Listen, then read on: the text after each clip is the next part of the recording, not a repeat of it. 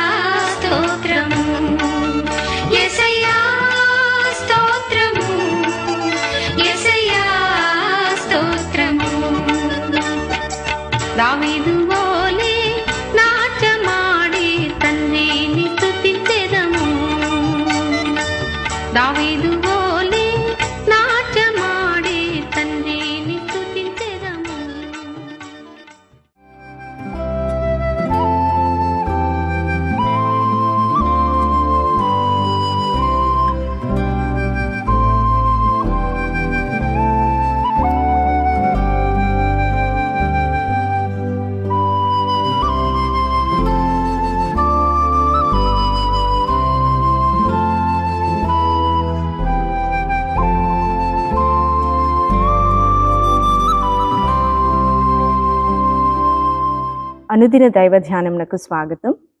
క్రీస్తునందు ప్రియ సంఘమునకు శుభములు తెలియజేయుచున్నాను. ప్రార్థించుకుందాము. మహోన్నతుడా, గొప్ప రాజా యేసయ్య, మీ యొక్క ఘనమైన నామాన్ని బట్టి అనేక వేల స్తుతులు స్తోత్రం చెల్లించున్నాం ప్రభా. తండ్రి, మరి ఇదిగో నాయన, నీ సన్నిధి గురించి మరి మేము ధ్యానించబోచుండగా మీ యొక్క జ్ఞానాన్ని మాకు అనుగ్రహించి తండ్రి, మరి మా జీవితాలను తండ్రి సరిచేసుకుంటకు మీ యొక్క జ్ఞానాన్ని, మీ యొక్క కృపను మాకు అనుగ్రహించమని నజరేయుడైన యేసుక్రీస్తు నామంలో అడిగి వేడుకొంచున్నాము ప్రభా. ఆమెన్. ప్రియులారా, ఈరోజు మరి దేవుని యొక్క సన్నిధి గురించి మనం ధ్యానించబోచున్నాము. దేవుని సన్నిధిలో మరి మన నడతను ఏ విధంగా ఉంచుకోవాలి, దేవుని సన్నిధిలో మనము ఎంత వణుకుచు మరి భయముతో మరి ఆయన సన్నిధిలో మనం ప్రవేశించాలి, మరి ఆయన సన్నిధి ఎంత శక్తివంతమైనది, ఎంత పరిశుద్ధత కలిగిందో మరి ఈరోజు మనం ధ్యానించుకుందామండి. 2వ సమూయేలు గ్రంథము 6వ అధ్యాయం చూసినట్టయితే అక్కడ దావీదు మరి మందసాన్ని తన పట్టణానికి తీసుకుని వెళ్ళే సన్నివేశాన్ని మనం చూడవచ్చు. మరి ఇక్కడ చూసినట్టయితే దావీదు మహారాజు మందసాన్ని మరి ఏ విధంగా తన పట్టణానికి తీసుకువెళ్ళాడు. గిబియాలోనున్న అబీనాదాబు ఇంటి నుండి మరి 30,000 మంది శూరులను తీసుకుని ఆయన బయలుదేరాడు. ఎందుకు మరి 30,000 మంది శూరులను తీసుకుని వెళ్ళాడు అనగా, ఈ కాలంలోనే మనం ఒక విఐపిని మనము ఇన్వైట్ చేయాలి అంటే ఒక పెద్ద కాన్వాయ్ తీసుకొని వెళ్తాము. మరి ఇది దేవుని మందసము, ఆయన ప్రత్యక్ష సన్నిధి అందులో ఉంటుంది. మరి అలాంటి ప్రత్యక్షతను మరి ఆయన తీసుకుని వెళ్ళాలి అంటే 30,000 మంది శూరులను తీసుకుని మరి దావీదు మహారాజు మరి బయలుదేరి ఉన్నాడు. ఇక్కడ చూసినట్టయితే మరి దావీదు ఎంతో భయపడుతూ ఎంతో భక్తిగా మరి దాన్ని తీసుకొని వెళ్తున్నాడు. ఆ సమయంలో మరి అనుకోని విధంగా ఉజ్జా యొక్క చెయ్యి ఆ మందసాన్ని తగులుతుంది. ఎందుకనగా ఆ ఎడ్ల బండిలో నుండి ఎద్దు ఒకటి పక్కకు తప్పుకున్నందువల్ల అన్ఎక్స్పెక్టెడ్గా ఉజ్జా యొక్క చెయ్యి మరి మందసాన్ని తాకినప్పుడు ఆ ఉజ్జా అక్కడే పడి మరణిస్తాడు.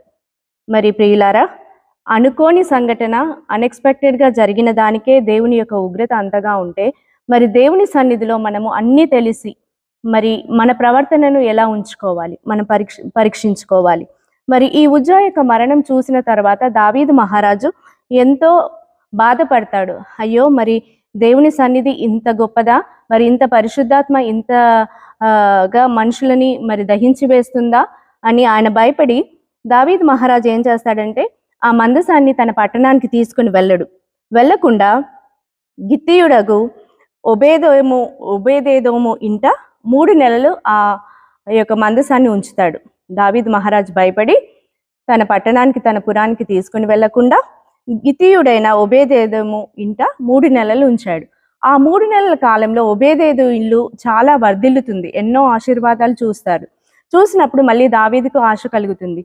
అయ్యో, మరి మందసము ఆ ప్రత్యక్షత అక్కడ ఉన్నందుకు, దేవుని సన్నిధి ఒబేదేదోము ఇంట్లో ఉన్నందున ఆయన ఎంతో ఆశీర్వదింపబడ్డాడు కదా, మరి ఆ సన్నిధి మరి నా పురం కూడా కావాలి, నా ఇంట కూడా ఉండాలి అనేసి తిరిగి మళ్ళీ దాన్ని ఒబేదేదోము ఇంటి నుండి తన పురానికి తీసుకుని వస్తుంటాడు. ఆ సమయంలో మరి ఆయన ఏఫోదును ధరిస్తాడు. ఏఫోదును ధరించడం అనగా ఒక యాజకుని యొక్క లక్షణము. అది ఏఫోదు ధరించడం అనేది యాజకునికి సూచన. ఆయన ధరించి శక్తి కొలది, ఒక మంచి పదం ఉంటుంది అక్కడ, ఆయన శక్తి కొలది ఆ మందసం ముందు నాట్యం చేస్తూ దాన్ని తీసుకుని వస్తుంటారు. అన్ని వీణలు మరి ఎన్నో మృదంగాలు అన్ని వాయిస్తూ దావీదు నాట్యం చేస్తూ దాన్ని తీసుకుని వస్తుంటాడు. మరి ఇక్కడ చూసినట్టయితే ఒక బాధాకరమైన విషయం ఏంటంటే, మీకాలు, సౌలు కూతురైన మీకాలు, దావీదు యొక్క భార్య అయిన ఆవిడ తన భర్తను చూసి ఆ వీధుల వెంట నాట్యం ఆడుచుండగా చాలా హృదయమందు నొచ్చుకుంటుంది, ఆయనను హృదయమందు అసహించుకుంటుంది. ఒక రాజు ఏంటి వీధుల ముందు పనివారి ముందు నాట్యం చేయడం ఏంటి అని తను బాధపడుతుంది తన భర్తను బట్టి. కానీ ఇక్కడ దావీదు దేవుని సన్నిధిలో నాట్యమాడుటకు, ఆయనను స్తుతించుటకు ఏమాత్రము సిగ్గుపడలేదు. ఆయన ఒక మాట అంటాడు, ఏమని అనగా, నీ తండ్రి అతని సంతతిని విసర్జించి ఇశ్రాయేలీయులను తన జనుల మీద నన్ను అధిపతిగా నిర్ణయించుటకై నన్ను ఏర్పరచుకుని యెహోవా సన్నిధిని నేను అలాగు చేసి తిని, నేను నీ తండ్రి ఏదైతే నాకు ఇచ్చాడో ఆ దేవుని యొక్క సన్నిధిలో నేను నాట్యం చేశాను, కానీ ప్రజల ముందు కానీ లేకుంటే ఈ లోకాన్ని మెప్పించుటకు నేను నాట్యం చేయలేదు, కాబట్టి నేను చేసింది ఏమీ తప్పు కాదు అనేసి ఆయన చెప్తాడు. అయితే ఇక్కడ మీకాలు మాత్రం ఒక శిక్షకు గురి అవుతుంది. ఆమె మరణం అయినంత వరకు కూడా తను గొడ్రాలుగానే ఉంది, పిల్లల్ని కనలేదు. ప్రియులారా, మరి దేవుని సన్నిధిని అపహసించిన, దేవుని సన్నిధిని మనకు తెలిసి తెలియక మనం తప్పు చేసినా కూడా ఉజ్జా వలె మనం మరణం నొందుతాము, మీకాలు వలె శాపాలు మన పైకి తెచ్చుకుంటాం. ఆ విధంగానే ఇక్కడ చూసినట్టే ఏలీ కుమారులు కూడా సేమ్ అలాగే చేస్తారు. ఏంటి, హోఫ్ని ఫినేహసు కూడా మందిరానికి, ఆ ప్రత్యక్ష గుడారానికి వచ్చిన స్త్రీలతో వాళ్ళు వ్యభిచారం చేస్తారు. ఆ సమయంలో మరి ఒక శాపం వారి మీదకి వస్తుంది. వయసులో ఉన్నప్పుడే వాళ్ళు అకస్మాత్తుగా మరణిస్తారు. మరి ఆయన సన్నిధిని పరిశుద్ధంగా ఉంచని ఎడల మరి శాపాలు ఇలా వస్తుంటాయి. మరి కొత్త నిబంధనలో చూసినట్టయితే మనము మత్తయి సువార్తలో చూసినప్పుడు 5వ అధ్యాయం 27వ వచనంలో మరి యేసుక్రీస్తు యెరూషలేము ప్రవేశం చేసినప్పుడు అక్కడ వాళ్ళు రూకలు మార్చువారు, మరి పక్షులను అమ్మువారు, వ్యాపారం చేయవారు ఉన్నప్పుడు దేవుడు చాలా బాధపడతాడు, కోపించుకుంటాడు. యేసుక్రీస్తు మరి మనం బైబిల్లో చూసినట్టయితే ఆయన ఆగ్రహానికి గురైన సన్నివేశం, ఎందుకనగా తన మందిరాన్ని దొంగల గృహంగా మార్చేయనారని మరి అక్కడే చెప్తాడు. కాబట్టి మరి ప్రియులారా, ఆయన సన్నిధిలో మనం ఉన్నప్పుడు, ఆయన మందిరంలో ఉన్నప్పుడు మన ప్రవర్తనని మనం జాగ్రత్తగా చూసుకోవాలి. లేనిచో మన పిల్లలకి మనకు అన్ని శాపాలే ఉంటాయి. మరి దేవుని సన్నిధికి చేరినప్పుడు మన వస్త్రధారణ కానీ, మన మాట తీరు కానీ, మన చూపు కానీ, మన ప్రవర్తన కానీ చాలా జాగ్రత్తగా ఉండాలి. మరి ఈ వాక్యము దేవుడు దీవించును గాక.